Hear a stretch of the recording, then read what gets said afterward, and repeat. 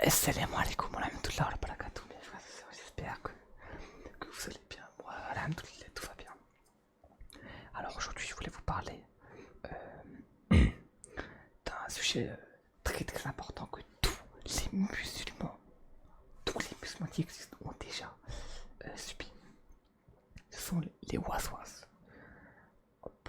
Attendez, je retrouve juste ma petite note. Elle est où? Ah, voilà. Alors déjà, qu'est-ce qu'un waswas? Un waswas, les waswas sont les paroles du shaitan. Quand, par exemple, imaginons que tu veux te réveiller le matin pour faire le fajr à l'heure, et tu mets un réveil, et quand ton réveil sonne, et bah, t'as des petites voix qui te disent non, te réveille pas, tu feras le fajr plus tard, tu vas le réveiller, tu vas te, tu vas te réveiller plus tard, tu peux te rendormir, vas-y. Ou par exemple, quand t'as un problème et que t'as envie de faire des bêtises, t'es énervé, tu commences à vouloir faire des bêtises, ça c'est parce que le shaitan, il est dans ta tête, il veut, il te force à faire des bêtises. Et, et en fait, il va être content. S'il te voit faire des bêtises, il va être content. Par contre, s'il te voit rester bon, tenir le coup, là ça va l'énerver, ça va l'attrister au maximum. Faut savoir que le shaitan, il pleure. Le shaitan, il pleure plus que la famille du défunt. En fait, si une personne meurt, quand un musulman meurt, et ben le shaitan, il pleure plus que sa propre famille, que la propre famille du défunt, que la propre famille de la personne qui est morte. Parce qu'en fait, il se dira, oh non, une personne que je ne pourrais plus essayer de, de entourlouper, de baragouiner. Genre, il sait qu'il pourra plus rien lui faire parce qu'elle est morte. Subhanallah, la personne elle est morte. Il sait qu'il pourra plus le faire. Il pourra plus rien lui faire. Subhanallah. Même jusqu'à la mort, il nous suit. C'est abusé. Et du coup, voilà, les chétanes, les chétanes, pardon, les waswas, je vais vous raconter une petite histoire qui s'était passée. Autant des compagnons, parmi les gens qui n'avaient pas accepté l'islam ou accepté une autre religion, voire qui n'aimaient pas l'islam, sont venus voir Ibn Masoud pour provoquer les Sahaba et leur dire. Donc, il y a des gens qui n'étaient pas musulmans, vraiment, qui étaient perdus, égarés. Ils sont venus voir Ibn Masoud et le Sahaba, hein, c'est bien la première lignée des musulmans, c'est la première lignée des. C'est les premières convertis en fait, le Sahaba. Et ils leur ont dit, ils leur ont dit, ils leur ont dit, pardon, dans nos prières, nous n'avons pas besoin, nous n'avons pas de waswas. Nous sommes recueillis, il n'y a pas de mauvaises pensées. J'ai encore dans la prière, on dit bien, on n'a pas de parole du shaitan bizarre et tout. Et écoutez cette phrase que j'ai trouvée incroyable. Elle m'a tout répond. Il a dit vrai.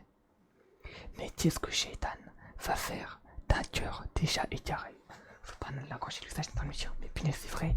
Pourquoi? Qu'est-ce que shaitan va faire d'une personne qui est perdue ou qui va s'imaginer des trucs bizarres? Parce qu'elle est déjà égarée, c'est bon, reste dans ton domaine, tu vois, déjà égaré. Le shaitan, il veut égarer les gens pieux. Tu vois, bon, bien sûr, il veut égarer tout le monde, mais surtout les gens pieux, quoi. Et quand j'ai lu ça, j'étais en train de me dire, en fait, quand j'ai lu ça, j'ai l'impression que ça a été une révélation dans ma tête. J'étais en train de me dire, punaise, mais la phrase, elle est tellement vraie. En fait, j'aime vraiment trop cette phrase. La réponse qu'il a lâchée, elle est incroyable. Il a dit vrai, mais qu'est-ce que Shaitan va faire d'un cœur déjà égaré? Dites-vous, attendez, je vais vous prendre un livre. Parce qu'en fait, j'avais oublié de. En fait, j'ai une histoire aussi par rapport à ça. Comme d'habitude, hein, si vous voulez encore les sources, avec grand plaisir, je vous le fais. En fait, c'était l'histoire d'un moment dans le Shaitan, on lui dit. Non, le Shaitan dit à un compagnon que. Un compagnon qui allait mourir. Attendez, je crois que c'est bientôt trouvé. Je crois que c'est bientôt trouvé. Ah non, non, non, attendez, je crois que c'est là. Ah oui, voilà. Ah, mais je crois que je l'avais déjà lu. En gros, j'ai vu mon père qui me cessait de répéter avant de mourir. Non, pas encore, non, pas encore. Je lui demandais, oh mon père, que veut dire ces paroles? Il répondit, Shaitan était assis auprès de ma tête et me disait, tu m'as échappé, oh Ahmad, tu m'as échappé.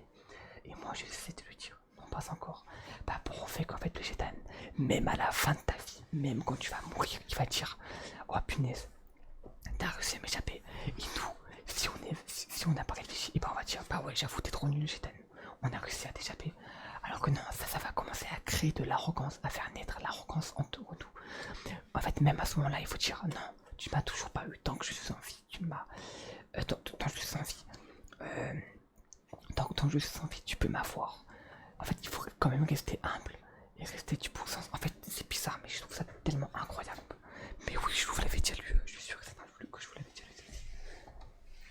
Et subhanallah, je trouve ça incroyable. Il dit vrai, mais qu'est-ce que Shaitan va faire nature? Déjà, il y arrive, subhanallah, elle est incroyable. Trop bien, donc voilà les rays. C'était quoi, 5 minutes la vidéo, j'ai pas fait gaffe. C'est la fin en tout cas, par la comme de m'avoir écouté. Assalamu alaikum.